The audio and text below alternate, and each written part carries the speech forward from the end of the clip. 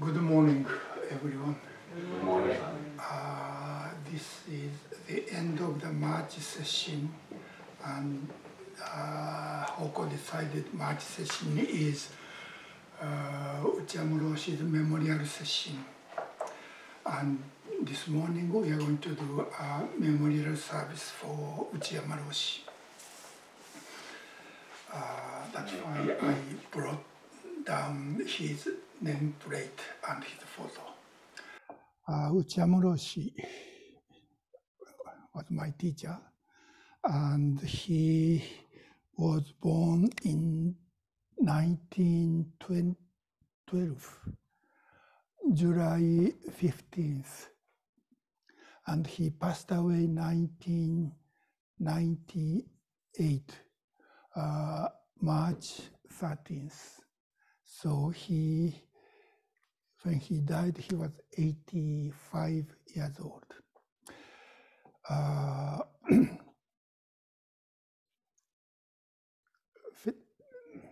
In this year, I lived in Los Angeles, and when I was there, I was always traveling. So when he passed away, I think I was in Portland, Oregon, to do a session with the Zen centers there.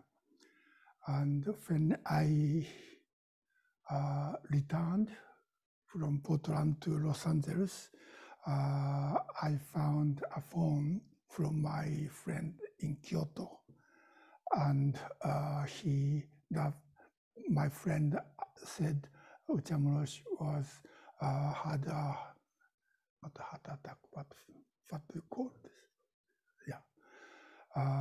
So that was during the session I had in Oregon.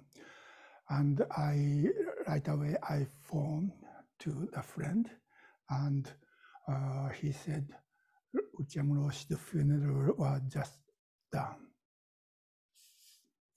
Because I live in this country, I couldn't attend my parents' funeral and my teacher's funeral.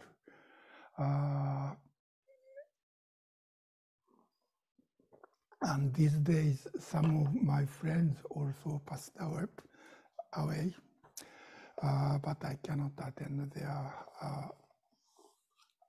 funeral ceremonies. So I'm sorry about that, but this is my life. Anyway, when he passed away, I was 50 years old, and my birthday is June 22nd, and in this year on my birthday I was in Kyoto, and I didn't have any schedule on that day, so I spent just myself quietly. And at that time, I decided I'm going to work, continuing his vow, 25 more years. I thought 75 was the limitation, or I was going to work 25 more years. That was before Sanshinji was established. And so at that time, I decided I'm going to retire when I become 75. And in 2003, this temple was established, and I could practice here for 20 years, and as I planned, I could retire. So I'm very happy about that. Anyway, so I have been talking on this book, Opening the Hand of Thought. This is Uchiyama Roshi's book, and I'm one of the translators of this book. And I think from 2006, so close to 20 years, I have been talking on this book. Usually, in the beginning, paragraph by paragraph, but I want to finish this. I plan to finish talking on this text before I retired, but this is I couldn't follow the schedule, my plan, because of the pandemic. I couldn't give a talk. Anyway, so I'd like to finish this text before my death. I don't know when, but now I'm talking on page 155. And if possible, I'd like to talk on 3 or 4 paragraphs. So let me read paragraph by paragraph. This is, I think, chapter 8, the final chapter of this book. And this is a translation of Uchiyama Roshi's last lecture at Antaiji. Right before, the day after he gave this lecture, he left Antaiji. And at the time, I was 26, so almost 50 years ago. And later I translated this book, so this is very important teaching of Uchiyama Roshi. And after last 50 years, I have been studying and practicing, following his teaching in this book. Today I start page 155, second paragraph. Let me read one paragraph.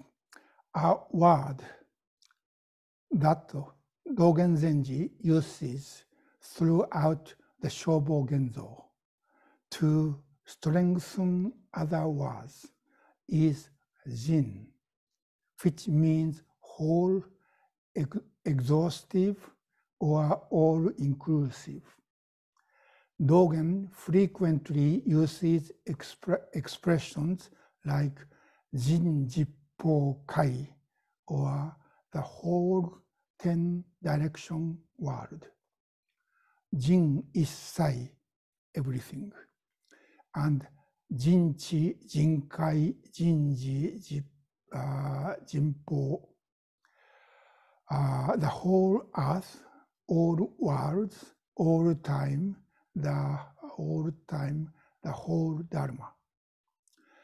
In short, it means something that includes everything.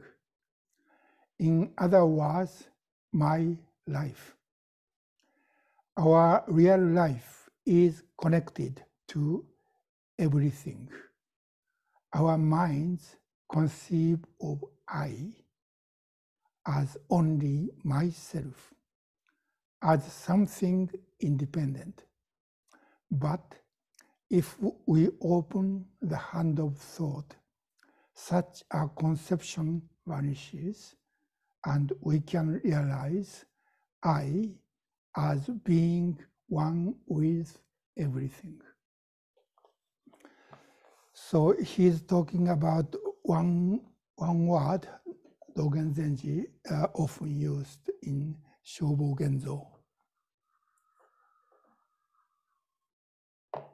That is Jin. This is modern kanji.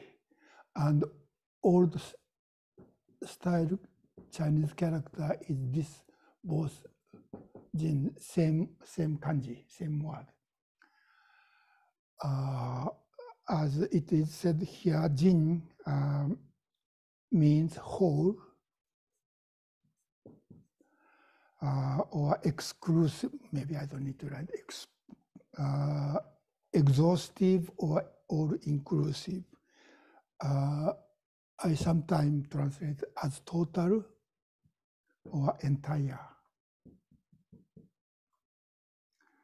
And as Uchiyama Roshi said, Dogen Zenji uses this word jin many times, possibly more than 100 times in entire Shobo Genzo, with different words. That is why in the first sentence, we said to strengthen other words. So this jin strengthen the word, it is used next. Like one example here is jin jippo kai.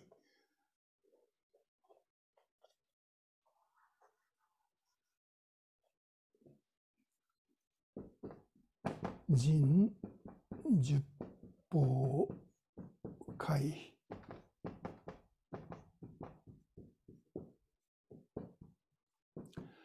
So jin is whole or entire, and 10, ju is 10, and whole is direction.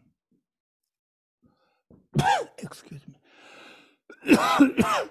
This means north, south, east, west, and middle of those. That makes 8, and up and down.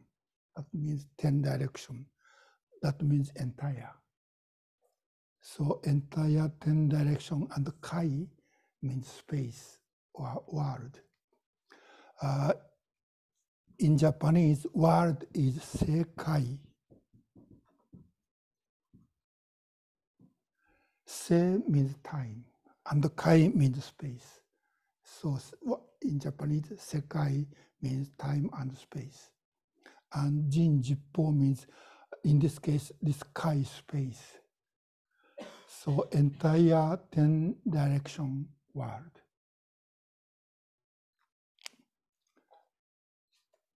For example, this is not Dogen's original expression, but Dogen Zenji often use expressions such as jin jippo kai, ikka no myoju, one bright pearl, or one bright jewel, or jin jippo kai, shin, jitsu, nin, tai. Shin, jitsu, nin, tai. Shin is true, and jitsu is genuine or real, and nin is human, and tai is body. So this entire 10 direction world is true body, true human body. True human body is this entire 10 direction world. So this jin strengthen jippo kai, entire 10 direction world. And not only the space, but also he used the expression such as jin, ji. Ji means time, entire time. Or he also said entire past, present, and future. So entire space and entire time. And also jin ho. In this book, it says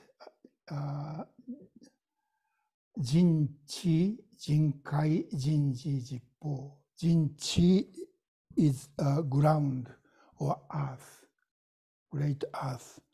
So this is the space. And jin kai is this kai, sekai world. And jin ji is time. And there is a typo here. This is jin po.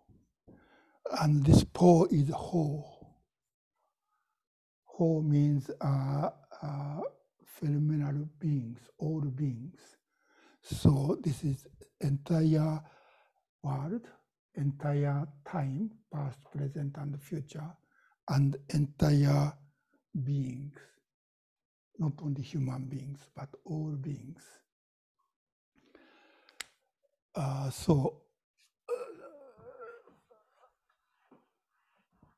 think these expressions, entire space, time, and all beings, I think this is about the interconnectedness.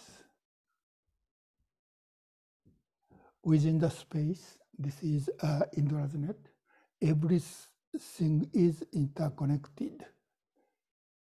Not only the space, but entire time from beginningless beginning and endless end. This entire time, Jinji and Jinkai, and each and every beings within this space and time. That is how Dogen Zenji express the reality. So we are really tiny part of it. Our human body is a very tiny part of this network throughout time and space. Excuse me.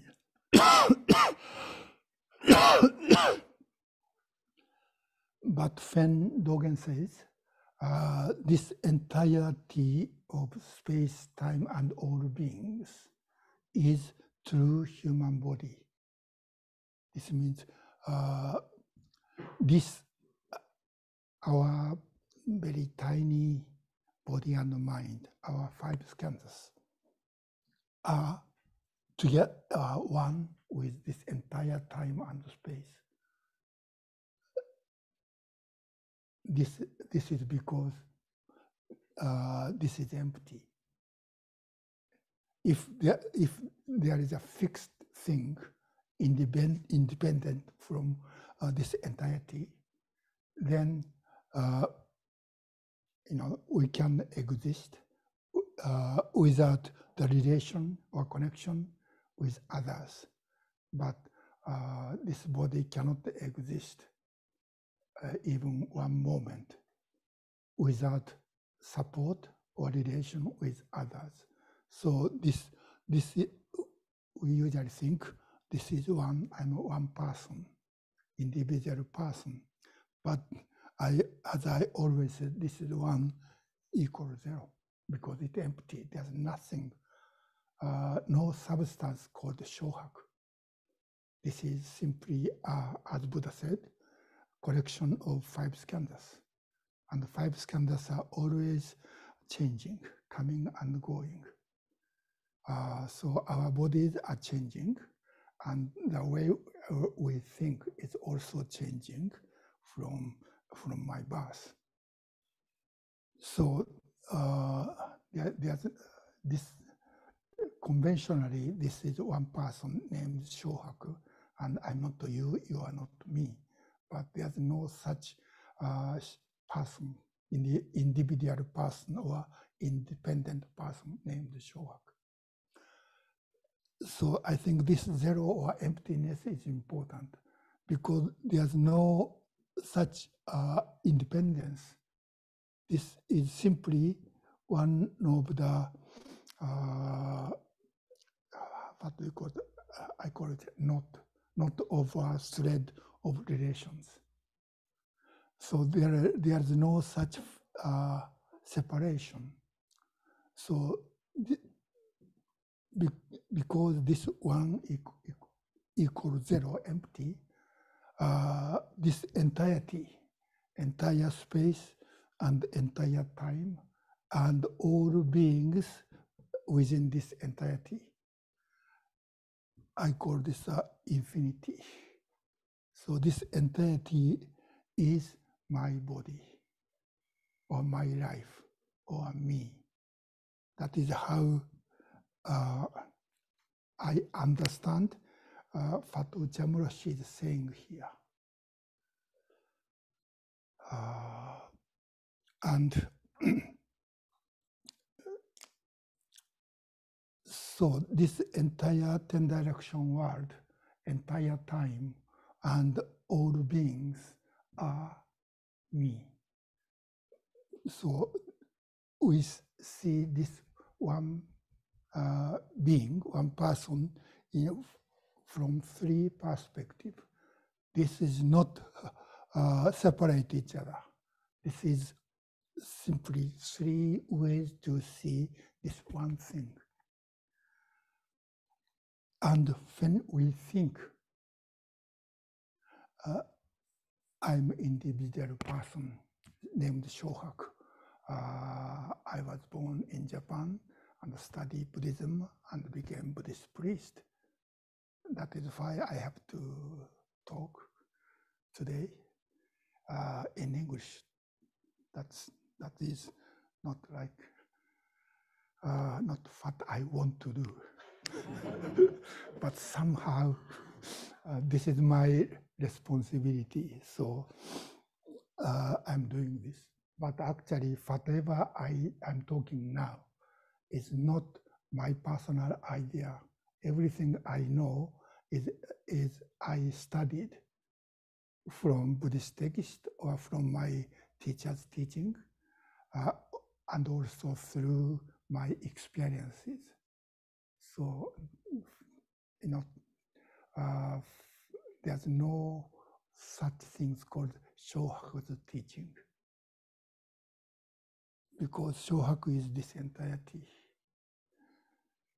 But that is what empty means. But because I'm an individual person, from this perspective, I have a responsibility, and I have to take care of this body and mind. And I try not to talk, what is the word? False teaching. That to do so, I have to take care of my body, and I have to study what Uchiyama Roshi taught, and what Dogen Zenji wrote, and what Shakyamuni Buddha taught. Try to carry out my responsibility as one person. But all those things are not my personal thing. This is what I studied, or I attained, or experienced through our practice. And that is actually what connected with all beings. That is a very basic way of understanding who we are in Mahayana Buddhism. And Dogen's teaching and Uchiyama Roshi is based on this, I don't like to say idea, or what's that good word? Insight or vision, I don't know, image, whatever word you like. So this is what Uchiyama Roshi said in this paragraph. So our real life is connected to everything. But in our thinking mind, we cannot see this entirety.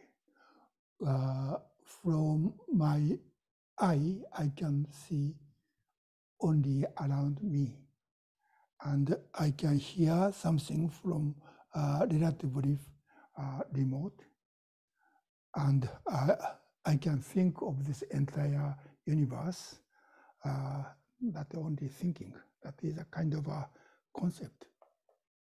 And I think this concept is correct. That is a kind of my belief. Anyway, so in our thinking, in our perceptions, we are limited. I can see relatively accurate vision or image around me, but I don't know far away. But I believe everything is connected with everything. So this is not my actual experience, but this is what I studied from reading Buddhist text. So you don't need to believe this because I said so. But you have to think and study, and in order to see this entirety, interconnectedness, to see this entirety, we need to find this 1 equal 0. And that is what we do in our Zazen. In our Zazen, as Uchiyama Roshi said, letting go of thought. In our thought, our view or perspective is limited. I can see everything, anything from a Japanese Buddhist priest point of view. But when we open our hand, letting go of thought in our Zazen, we are released from this oneness, this a person, or in a sense, karmic person as Shohaku. Even though, even when we sit facing the wall, still, my thought is coming and going. But when we open our hand, those thoughts coming and going is not this person's thinking. This is simply happening in our mind.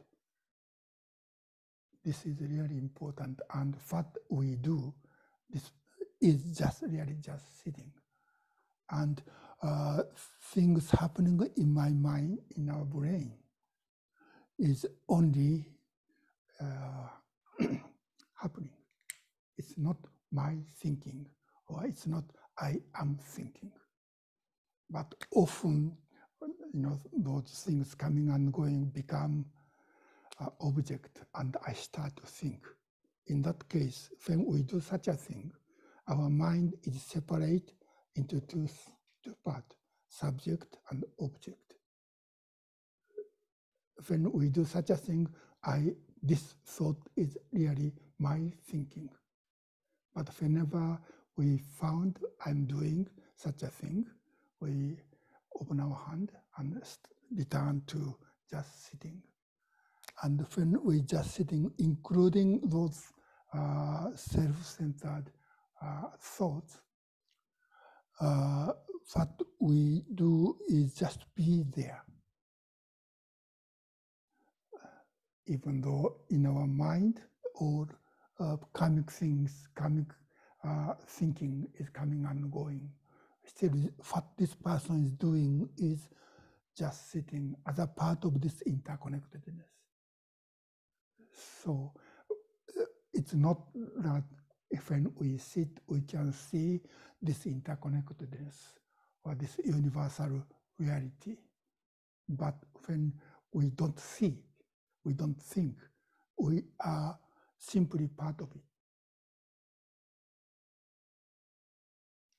I think that is a very important point in our practice. So our practice is not this person's actions in order to get something good for this person, beneficial to this person.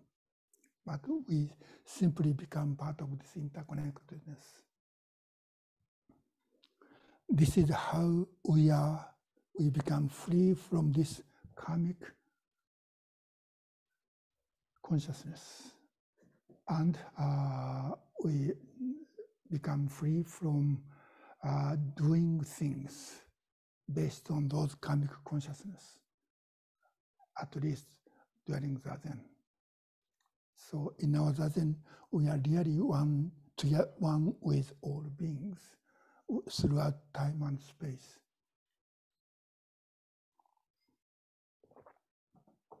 But when we stand up and go out of the Zendo, we start to think. And we need to think to make a choice. If we don't think and make distinction or discrimination, we cannot make choice. That means we cannot do anything. So in our daily lives, we have to think. And we have to take action based on my thinking, based on my discrimination about what is good, what is not good, what is right or wrong, or I don't like this, I hate that, or I love this or not, or those kind of things. And we take action based on our thinking. So what Uchiyama Roshi is talking is, as human beings, is a kind of interesting living beings. We have kind of a, how can I say, two reality or double image of the world. One is world produced in our mind, the world of good and bad, like and dislike, and the world in which we are simply there. And in Buddhism, these two worlds are called ultimate reality and conventional reality. And we need to see both always. But our Zazen practice is just being there. It's not a matter of I think about beyond reality, beyond discrimination. If we think, the reality beyond discrimination, then that is another thinking. And that is already relative with discriminative thinking. And if we think beyond discrimination is better than discrimination, this is discrimination. Mm-hmm. So as far as we use our thinking, we cannot become free from discrimination. Even absolute, the word or concept of absolute is still relative with relative. So thinking cannot go beyond thinking, of course. I think this is a basic understanding of what human life is in Mahayana Buddhism. And let me continue to read what Uchiyama Roshi is talking here. So this is what he said. We are connected with entire space, time, and all beings. And this entirety is my life because I am zero, empty. And next paragraph, he says, it's incredibly difficult to understand this life that is one with all things. So to think this and to understand this is really difficult because this is beyond our thinking. So we need to practice. Let me read sentence by sentence because I don't have much time. I have been practicing Zazen for some 30 years. So when he gave this talk, he was 63. And he became a monk ordained by Sawaki Roshi when he was 29, I think. So he had been practiced for 33 or 4 years. So I have been practicing Zazen for some 30 years since becoming a monk. And the one thing that is gradually becoming clearer to me, is that I am one with everything. I am one with everything to understand how we are in this structure of the self. Completely beyond considerations of usefulness. This is, as he said, this means our Zazen is not useful. To understand this is not useful. It's not make us, happy, or this make us, this view of our life doesn't make our life easy or less difficult. When we sit and understand how we are in this way, it doesn't make any sense, any use. It just understand how we are. But still, to see our life in this way is important, even though it's good for nothing. That is what he is saying next.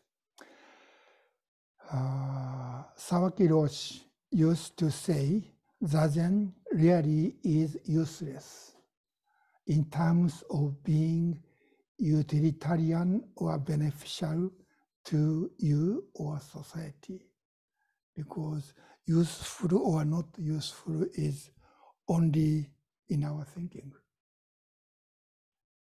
In our thinking, there is good thing, not good thing, or useful thing or not useful thing, or beneficial or not beneficial. But when we open our hand, then there's no such discrimination. That is what good for nothing means. It's not good for nothing. But as I always said, Zazen is good, but it's just good, not good for something else. Just Zazen is good for nothing.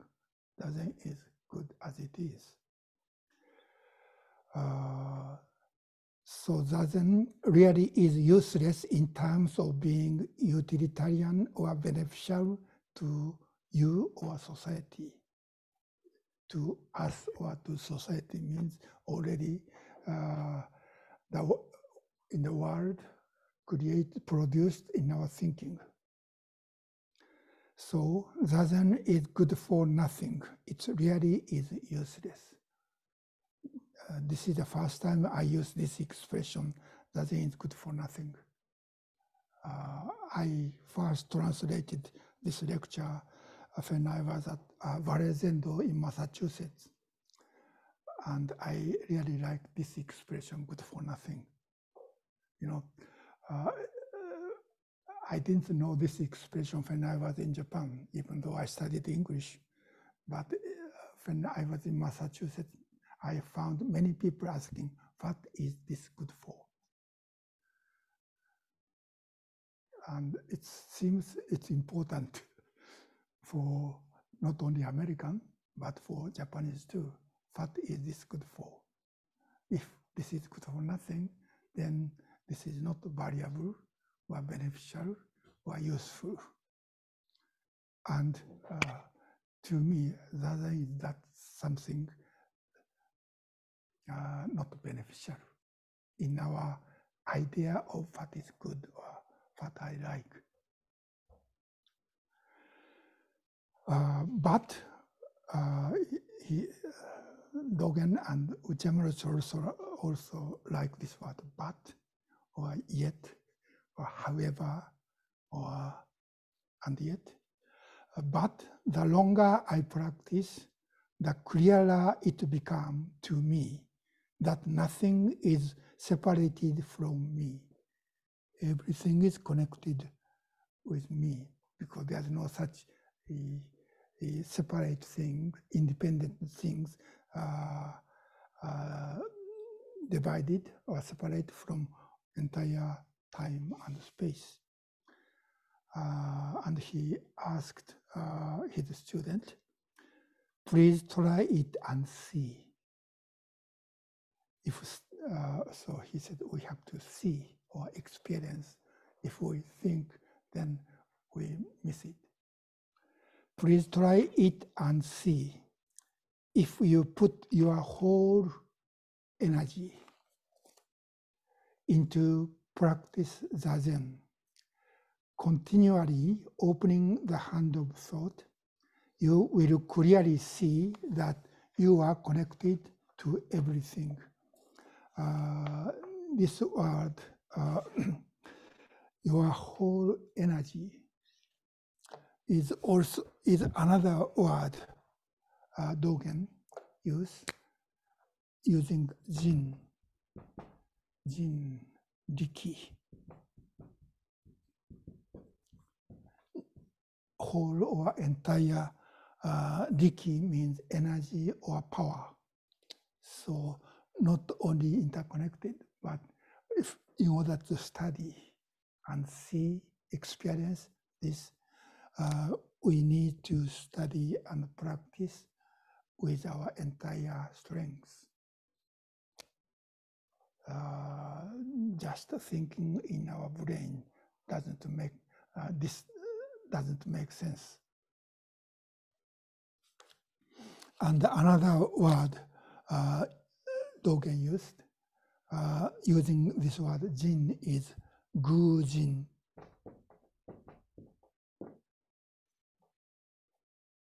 Gu means investigate or study, try to understand, clarify. And jin, gu-jin means completely in this case. We have to completely investigate what this means, what this is. And that is done in our, not only studying text like this, but in our practice of Zazen.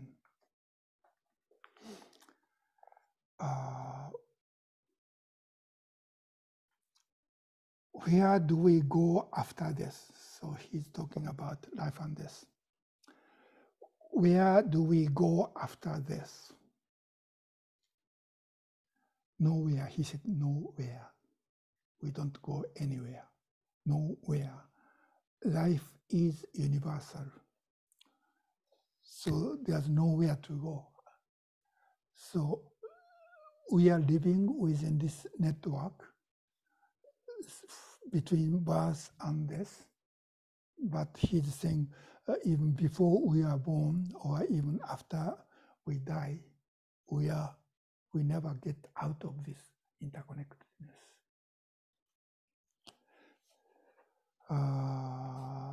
Nowhere, life is universal. When we are born, we come from this universal life. We are all, without exception, universal. When Uchiyama Roshi used this word, universal, I'm not sure this English universal and what the Japanese word Uchiyama Roshi used to express this is the same or not.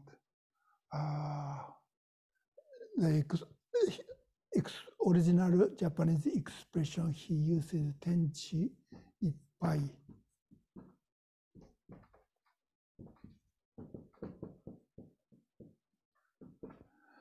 Ten is heaven and chi is earth. So earth and heaven, this means entire world or entire universe. And ippai, what is ippai? For example, when water fills this glass, we call this ippai, glass ippai. Yeah, I know, full, glass full, or we say spoonful. Spoonful is spoon ippai. That means full. So tenchi ippai means this, within this fill the entire universe. That is what universal originally means in Uchiyama Roshi's expression. That universal has such meaning. I don't know. Anyway, that means we are tiny part of this water, one drop of this water, but this tiny point, water, a drop of water is filled the entire glass because there's no separation. That is what universal means. Universal life means our life is filled within this entire universe. Here we are.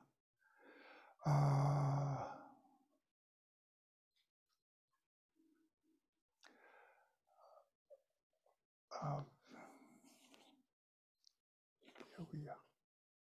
I'm sorry, I lost.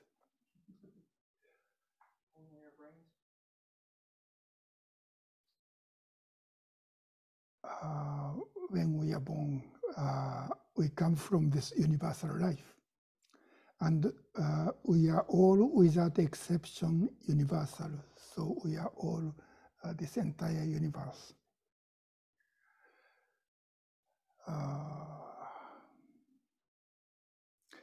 Only our brain, only our thinking get caught up in the notion that we are individual.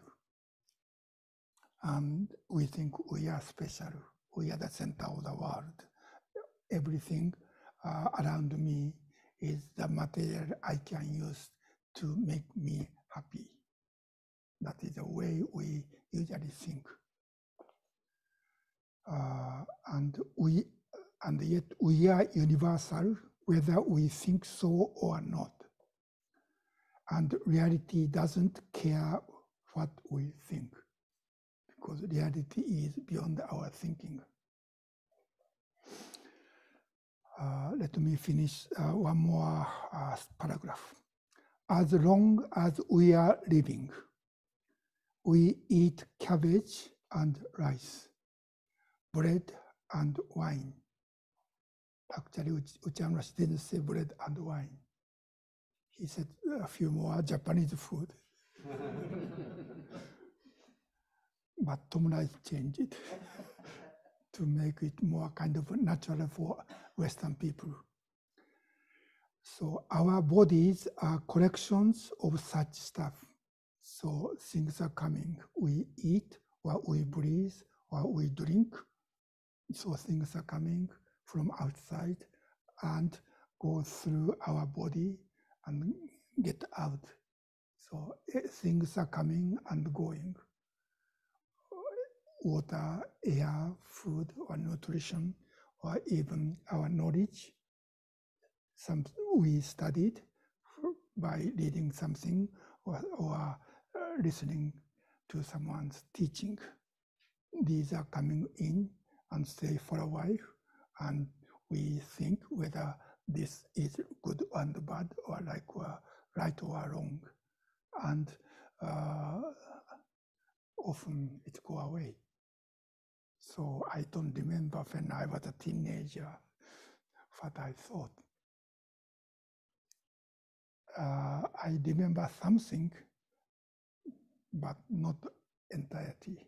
And something I liked 50 years ago and something I like today is very different. So not only, food, air or water, but thought or knowledge or understanding is also coming and going. So there's no such fixed thing within these 5 skandhas.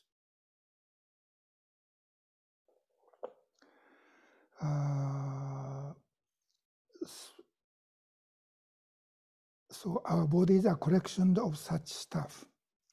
Superficially, it seems that our bodies are separate from the rest of the world in our thinking. Subject, object are 2 separate things. But as a matter of fact, our bodies continuously radiate heat and moisture and absorb nutrient and light. So things are coming and going. Nothing really there. Everything is coming and going with remarkable freedom. We we really are universal. We are, where are we going after death? Back to universal life. So we return to universal life. We came from there, and we stay there. We live within there, and we return to there. So nothing, nowhere to come from, and nowhere we go after our death. Things are always there, and there things are coming and going. So we just back to universal life. That's why the Japanese refer to the recently deceased as Shinki-gen, one who has returned to the origin. This universal life is the original self. This was Shinki-gen.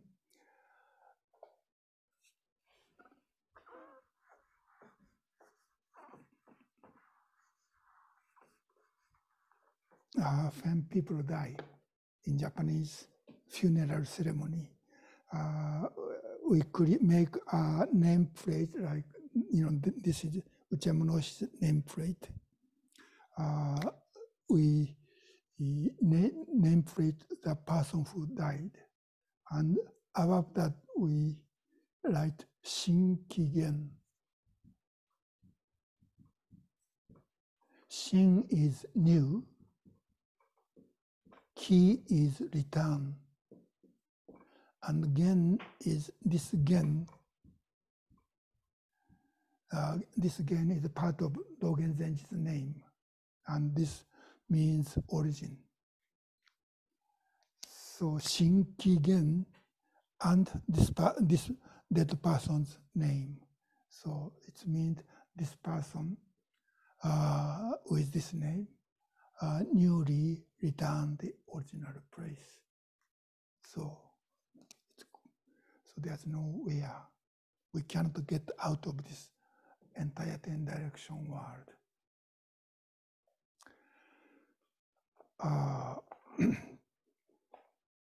So I think this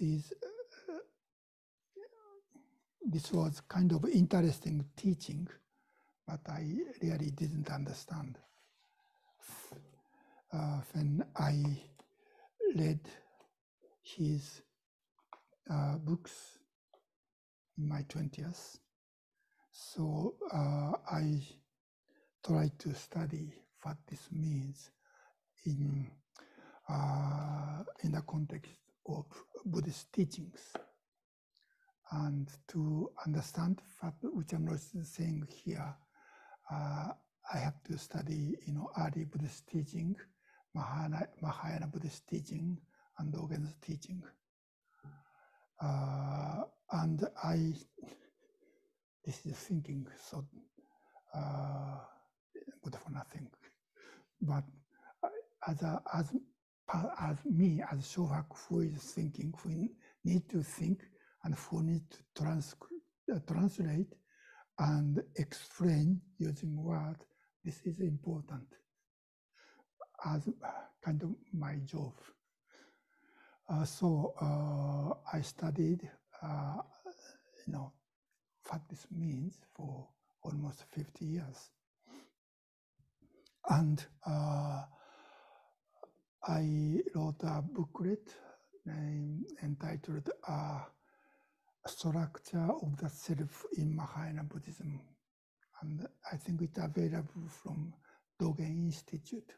It's a small book, but that is kind of a report of my study, what Uchiyama Roshi meant, and what is this really Buddhist teaching or not? In common understanding of Buddhist teaching, we transmigrate from one lifetime to next.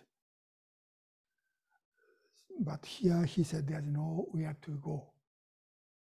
We are from there, and we are returned to there. So what is reverse? What is transmigration? I don't know, because I never died, and I don't remember previous lifetime. So I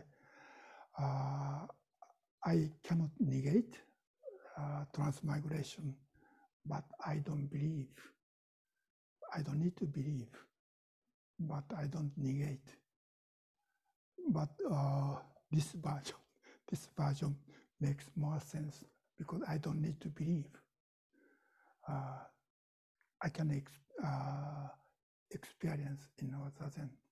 So if you believe life after life, being born in this lifetime, depending upon what we are doing within this lifetime, we will be born in one of the 6 realms of samsara and continue the same thing.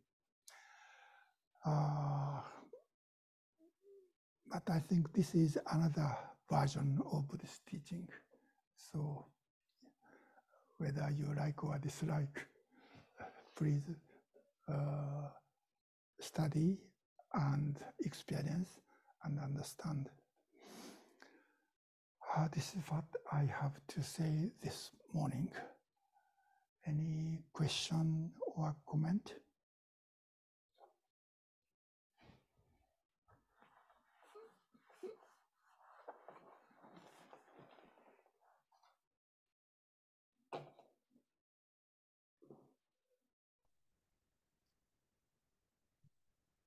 Hojo-san?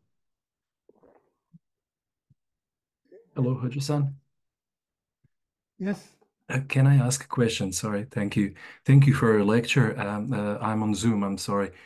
I just wanted to ask, so is it actually our ultimate nature actually to realize a Busho, to just realize Busho and accept every day as it is, go on with that, and no matter if there is Jodo there or any of the other places we might or might not go, but just to actually the task is to actually through Zazen just realize Busho.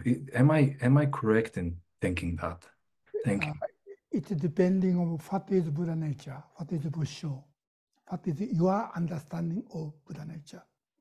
You know, Dogen wrote first scroll of Shobo Genzo entitled Buddha Nature or Busho. And what he wrote about Busho, what Busho is how things are in this way, that we are connected with all beings. That is Buddha nature.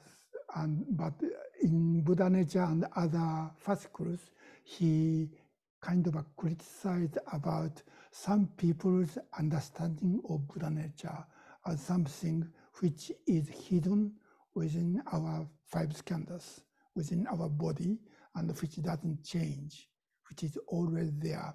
Whether we are deluded or enlightened, it doesn't change, but it's always there. And Dogen said that is sound like Atman, that is negated by Shakyamuni. But he said Buddha nature or Busho is how we are, or all beings are Buddha nature.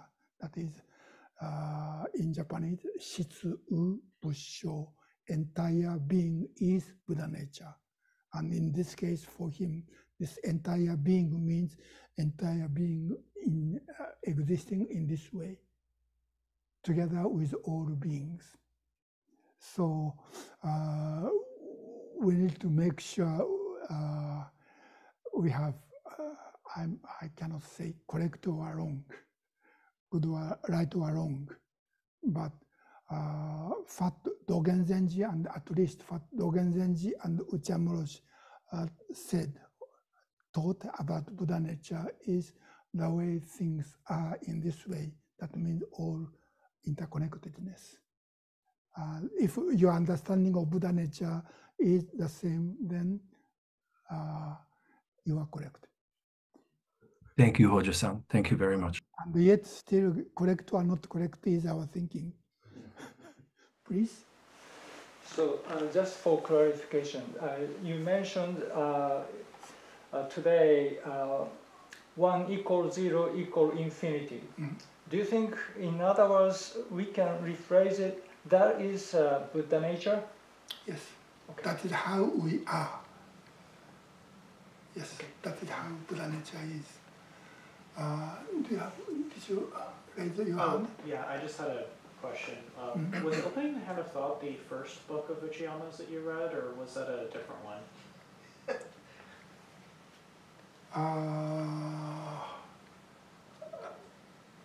First English translation of Uchiyama Roshi's book was older version of this book.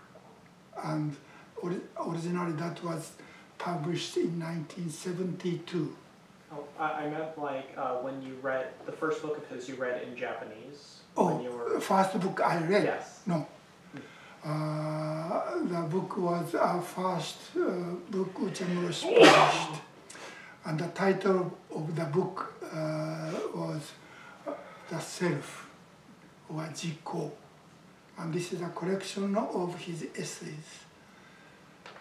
And in that book, he talks about his kind of a process of searching the way and his understanding of Fat Jiko.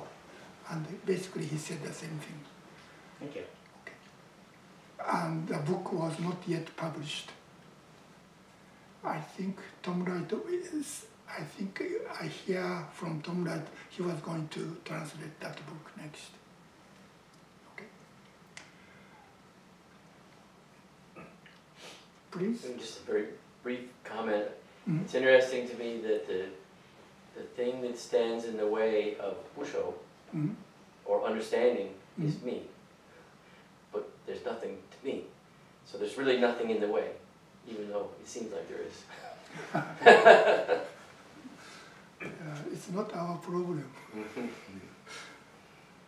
But I hope, I want to grasp Fat Buddha taught, Fat Dogen taught, Fat this strange teaching by Uchiyama Roshi means. And it seems their teaching were not so, how can I say, not so bad. So I was, at least I was interested what they are teaching. And it seems because I didn't like the way I was educated in Japanese school system. This seems much more kind of realistic than, just, in Japanese school, I was taught to work hard and went to a good university and had a good job and make money. That kind of teaching doesn't make sense to me.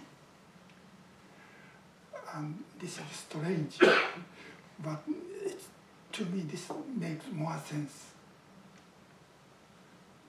after more than 50 years. Okay, thank you. Anything else? Are we going to have a ceremony after this? Okay. Okay, thank you very much for listening.